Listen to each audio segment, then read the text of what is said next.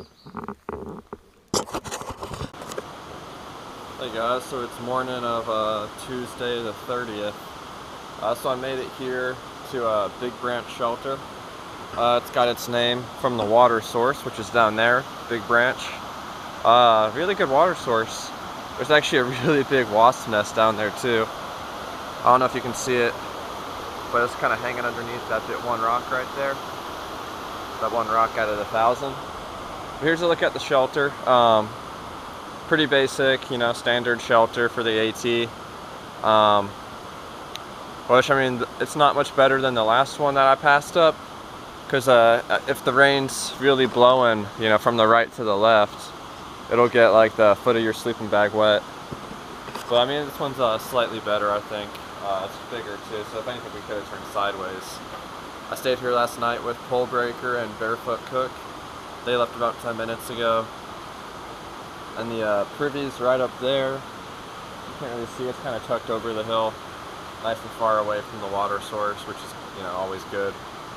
But yes, now we're heading, I think about 16 or 17 miles today to Rutland, and hopefully the Yellow Deli. So, and then my plan, which as you've probably seen already, my plans change quickly. The plan now is then to not quite slack back, but then go up and over the mountain to the next road crossing. We can go back into Rutland.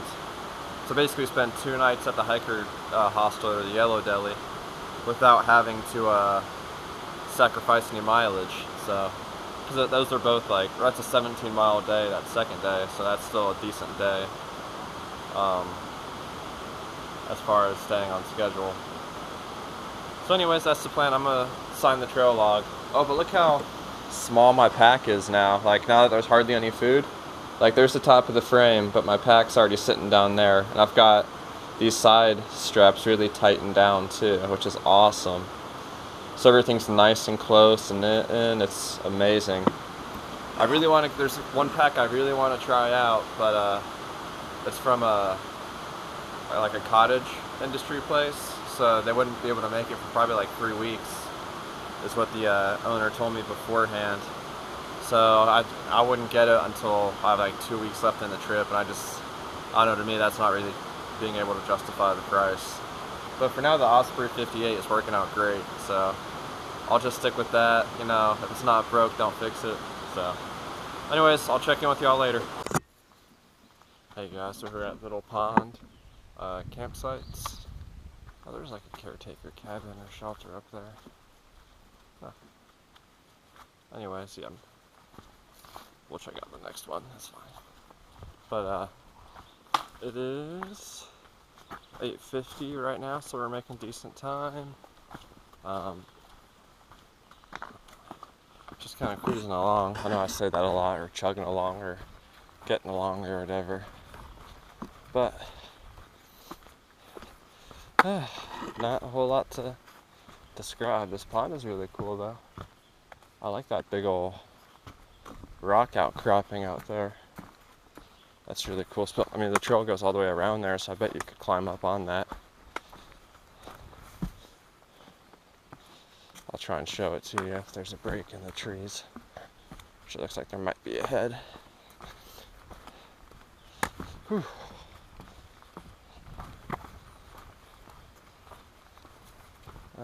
Well, kind of. Yeah, that rock outcropping right there. So, and you could definitely do a hike around this pond. It wouldn't be too far. So, yeah, this is definitely somewhere I think would be cool to camp. And the fee for it is $5. I wasn't really sure what it would be. Which $5 to camp isn't too bad. Especially, I mean, I come from Texas. And to use the state parks there, you gotta pay an entry fee per person or per vehicle. And then you gotta pay the overnight fee. So by the end of your one-night camping trip, you're paying like $30.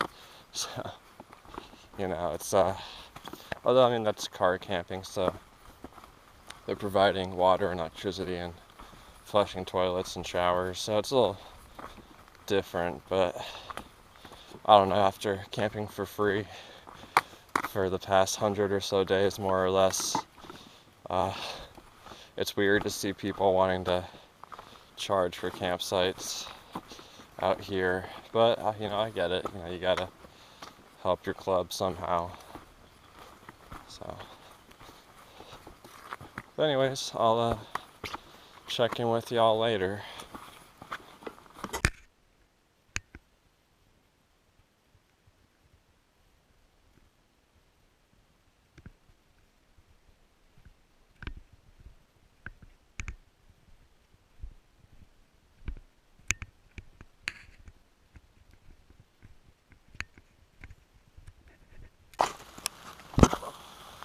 Hey everyone, so we're on top of Bear Mountain right now. So about 5 miles to go until we get to Rutland. So we still have a little bit more climbing to do. But it's been raining now for about an hour. Literally as soon as I stop for lunch, it starts raining. And then I have to deal with probably like one of the worst sections of marked trail ever on the way down from those falls. So since I've been climbing Bear Mountain though, it's gotten a little, or it's actually gotten a lot better, the trail. Drainage wise, it's been really good. Haven't had to been just walking through mud all day. It's like they actually planned this one out. And it had switchbacks and everything. And it's pretty well marked too. Whereas when I was walking down from those falls, it was just mud and it wasn't marked. You didn't know where you're supposed to cross the rivers at. Like, it was just not very good. But that's behind us now. And this part seems really good. So now we just gotta get into Rutland, get dry, resupply, and then figure out if our plan for tomorrow is attainable. We gotta get the weather too. So hopefully it's not gonna be any worse than this. So I really don't want a zero. However, we are going up pretty high tomorrow. I think at least 3,000 feet. But, well, yeah, so 3,000 feet. So then we have to kind of take into play a lot of the weather, which I noticed it a few weeks ago, how I haven't been looking at the weather as much as I once was. And just the other night with baskets, I keep wanting to call them buckets. With baskets, we kind of realized that it's because we just haven't been at an elevation where weather makes all that much of a difference. You know, since Shenandoah all the way into Massachusetts, at Greylock we were below 3,000 feet. Most of the time we were below 2,000 feet. So it's just not necessary to really worry about the weather there. Where here, when it gets to above 3,000 feet, you really got to take into account the weather. And that's just something we haven't really experienced since really, you know, North Carolina, Tennessee, and then little stints throughout Virginia.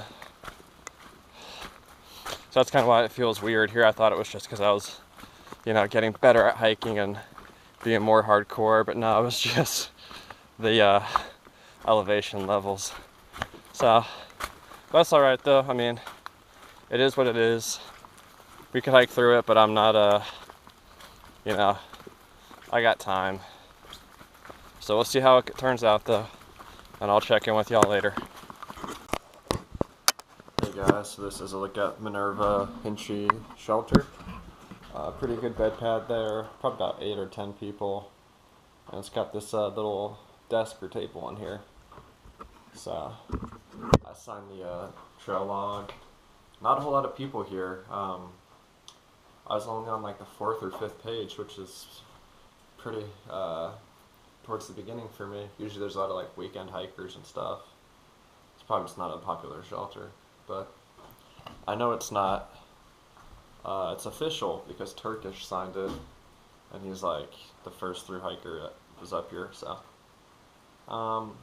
anyway, I've got about an hour left to go. I just saw the phone numbers for the hostel and the Trail Angel that'll give you a ride. Supposedly, I don't know. Hopefully the offer is still good.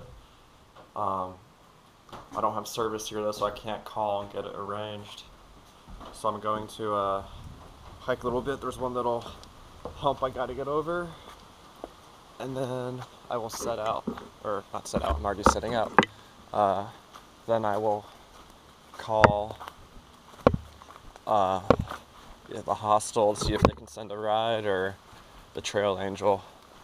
But if they can't send a ride at the hostel, it's totally fine. It's a donation hostel, so you get what you pay for, which in this case they're not charging you, so you can't expect a whole lot. But from what I've heard, this is a really good hostel, and I'm looking forward to it. So I will check in with y'all when I am closer or at the hostel. And this is Martha. Good. Hey guys, so we're about 40 minutes past Minerva Shelter, so pretty close to town. But we do have a view. It's awesome. I don't know, on the far right you can probably see what I assume is Rutland. And then we got the airport in the center there and some mountains. It's really cool. It's kind of looking southeast, I assume. Or southwest, my bad. But yeah. And the trail, ever since coming off Bear Mountain, has been so much better. Of course, naturally, as soon as I, gripe a little bit, the trail one-ups me and proves me wrong. So, yeah, like I've hardly had to step in mud at all, other than like your typical, 1/8 of an inch puddle that you would get in a rainstorm anywhere on the trail. So, but no, I haven't had like those puddles where it envelops my entire shoe. So thankful for that. And yeah, so I'm gonna keep on going.